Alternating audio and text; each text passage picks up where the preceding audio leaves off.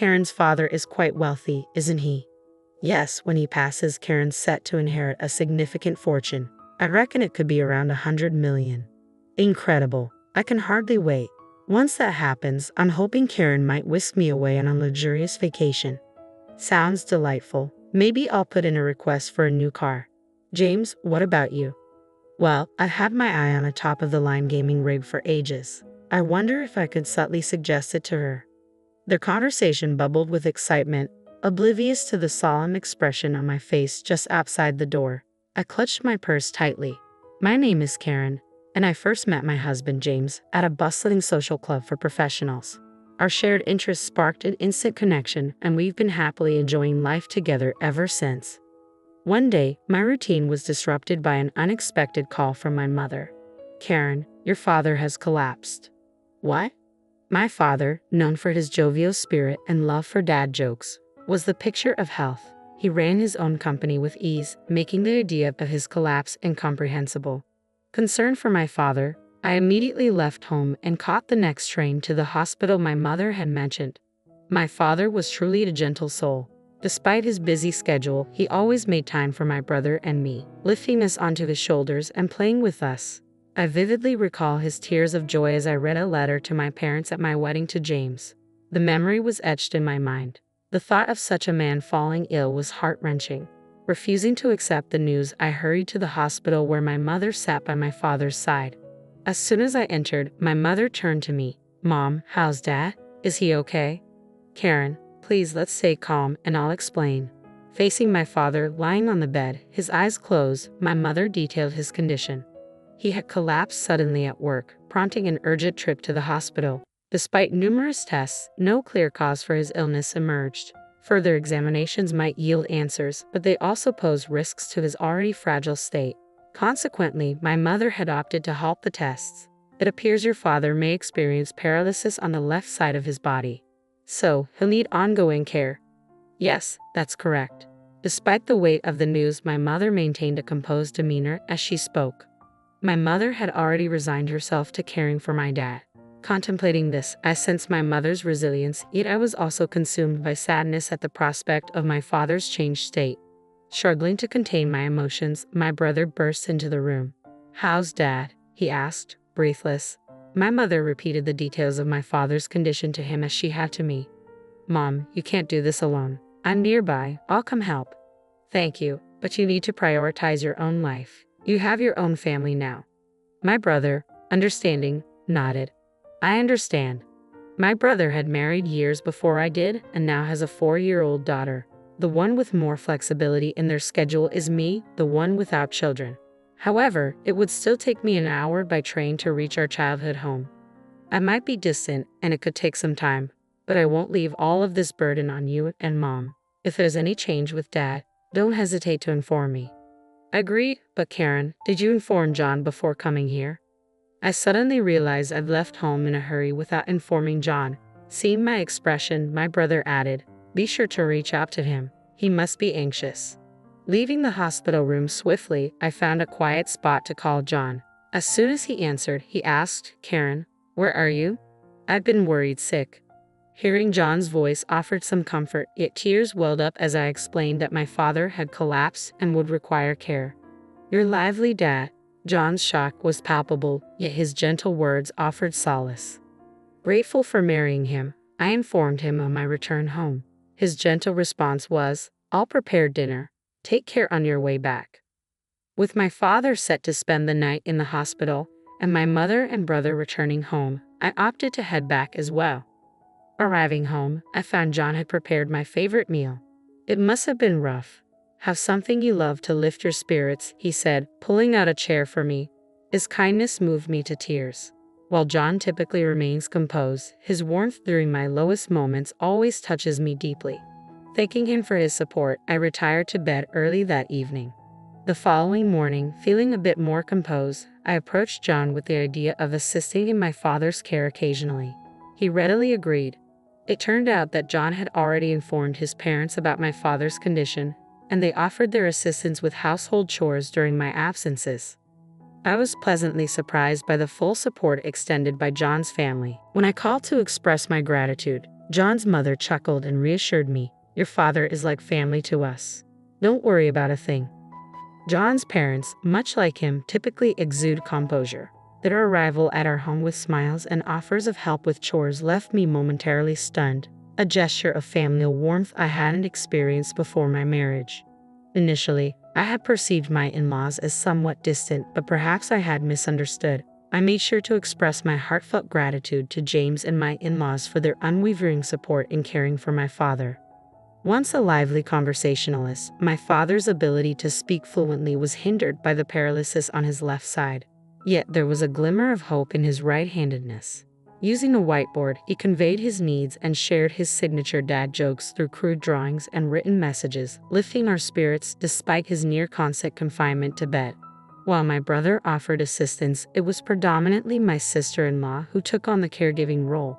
With her background in caregiving, she patiently and kindly instructed both my mother and me on how best to aid my father.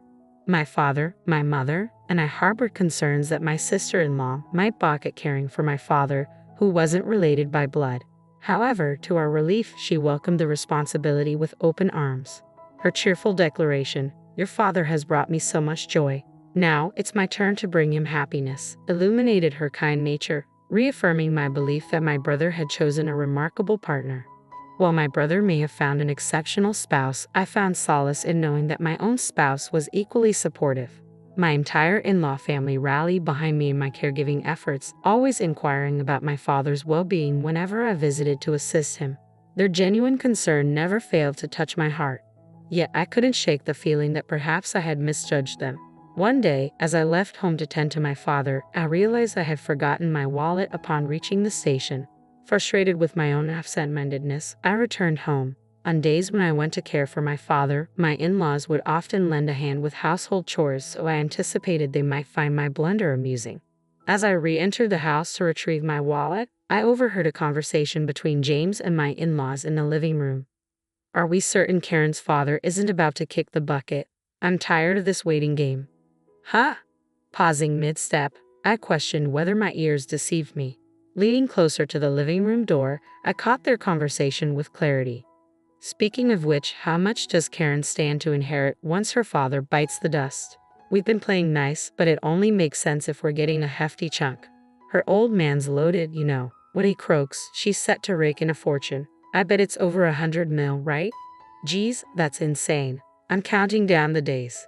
Once her old man kicks it, I'm hoping she'll whisk me off on a vacation." "That sounds lovely. Maybe I'll put in a request for a car." "James, what about you?" "You know, I've been eyeing the top-of-the-line gaming rig for ages.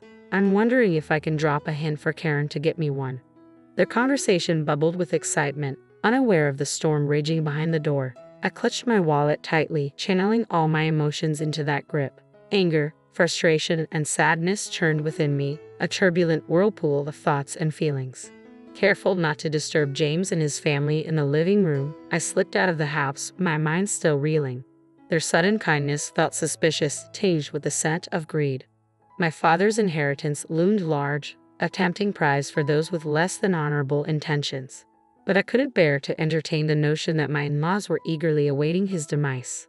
Lost in my turmoil, I found myself sitting on a bench at the local station near my parents' home, the echoes of James and his family's laughter haunting my thoughts. "I won't forgive them. Never," I muttered under my breath, seething with anger. I vowed to exact revenge on James and his conniving family who valued my father, the man who raised me with love, solely for his wealth. Pretending ignorance of their callous conversation, I played along, maintaining my usual polite facade and expressing gratitude for their concern about my father's health. Determined to turn the tables, I resolved to exploit James and my avaricious in-laws for all they were worth. I extended my visits. I dedicated myself to caring for my father while unceremoniously delegating household chores to my in-laws. My money-hungry in-laws readily complied with any requests I made. I noticed the subtle tightening of their faces and James' expression at times, but I paid it no mind. A year passed, and my father's condition deteriorated further. Though the doctor assured me it wasn't urgent, I couldn't shake off a sense of relief. However, when I shared the news of my father's declining health with James and my in-laws, their barely concealed grins betrayed their true intentions. It was the moment they had been waiting for. With resolve, I handed them the divorce papers. Thank you for all your assistance. Please let's part ways. As I made my declaration, James and my in-laws were stunned into silence, but I remained composed as I delivered my prepared speech. So, James, mother-in-law, father-in-law, it's clear you were eyeing my father's inheritance, weren't you? I heard everything. Mother-in-law dreaming of vacations, father-in-law longing for a new car, and James craving that gaming computer. Am I right? I can't stay with people eagerly anticipating my father's demise. The expressions you wore just now were repulsive. It was as if I could see straight through to your crass desires for money upon my father's passing. My words seemed to strike fear into them, their faces frozen in shock. My in-laws remained motionless, while James, clutching the divorce papers, was at a loss for words, his mouth opening and closing in disbelief. It was clear I had no place in this household any longer. You can send the divorce papers by mail, but if you don't, I'll hire a lawyer. Please ensure it's done within a week, I informed James, my voice steady. After collecting the luggage I had prepared earlier, I exited our home. As the train gently rocked me on my journey back to my parents' house, I felt a sense of calm envelop me. Upon my arrival, my parents greeted me warmly. Having confided in my mother about the situation, she enveloped me in a comforting embrace, offering words of encouragement. It was a moment of vulnerability I hadn't experienced since I'd become an adult. The following day, James and my in-laws arrived at my parents' home. Choosing to remain hidden, I observed from afar. When my mother opened the front door, I watched as James and my in-laws knelt before her. We apologize. We want to apologize to Karen. It seems there's been a misunderstanding. Please allow us to apologize to her properly, they pleaded. Misunderstanding. My daughter overheard your conversation. It seems you've been eyeing my husband's inheritance. I don't want any association with people like that, my mother declared, her tone sharp and final. Despite her dismissal, James persisted, pleading to see me. I can't allow it. Karen doesn't want to see you. She doesn't seek apologies. She wants those divorce papers filled out. Have you done it? Hand them over, my mother demanded. Please, just one more chance, James pleaded, desperation creeping into his voice. As James cried out, the sound of a cane tapping echoed from within the house. Turning to look, I saw my father, leaning on his cane with my sister-in-law's support. Father-in-law? James's mouth fell open at the sight of my father, whom he had only heard about. Holding up a whiteboard, my father conveyed a powerful message. I won't surrender my daughter to someone who can't bring her happiness. Grant her wish and proceed with the divorce. The message, penned with resolve, seemed to strike a chord with James and my in-laws more than any other words spoken. It was evident they realized further debate was futile.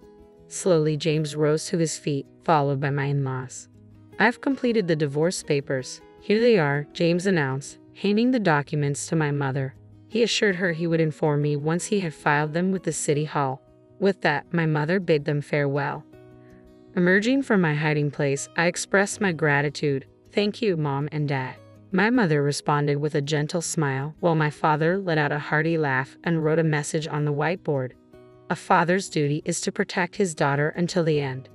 Reading those words on the whiteboard, tears welled up in my eyes. Despite the paralysis on his left side, my father's kindness and love remained unchanged. I had mistakenly believed that he was no longer the father I knew, but it couldn't have been more wrong. He was still the same dependable father who always prioritized my well-being. Dad, I wish for you to live a long, happy life, I whispered, my voice choked with emotion. With tears streaming down my face, I expressed my wish to him, and he responded with a beaming grin. Since then, James has returned to his parents' home, seemingly leading a quiet life with them. As for me, I've adapted to the routine of caring for my father while juggling work commitments. It's a hectic life, but I remember how my father always made time to play with my brother and me when we were young. With that memory in mind, neither my brother nor I feel burdened by caring for him, no matter how busy we become. Despite being partially bedridden and having lost weight, my father's spirit remains unchanged. His infectious laughter and love for dad jokes continue to brighten our days. My sister-in-law often remarks how caring for my playful father brings her joy, allowing us to maintain a peaceful existence.